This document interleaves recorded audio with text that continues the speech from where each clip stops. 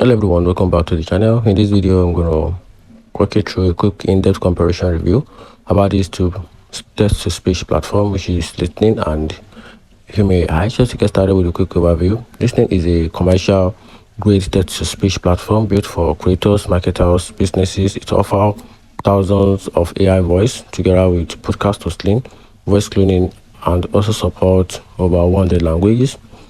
And talking about Hume AI on the other side is an emotion-aware AI platform focused on human-centric voice generation. It specializes in emotional or emotion-expressive TTS for more engaging conversation, especially in customer experience and AI assistant.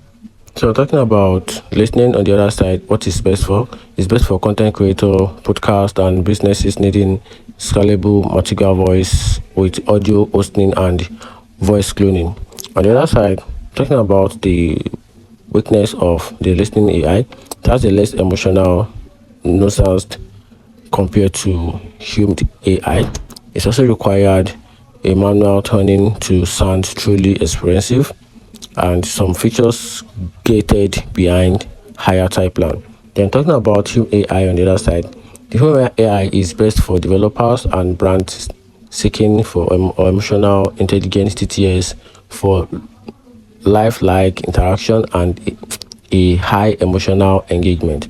Now, talking about the weakness of this platform, which is the downside, still emerging with smaller voice and language selection, focused on more real-time interaction than content creation.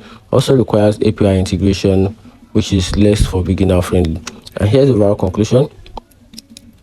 If you want a versatile TTS platform for producing content, hosting audios, and serving multiple audience, just simply go for Listnr. On the other side, if you prioritize emotional expressive voice AI for interactive human-like application or digital customer management or engagement, just go for Hume AI. So that's it. Let me know in the comment section what you think about these two platforms. Thanks.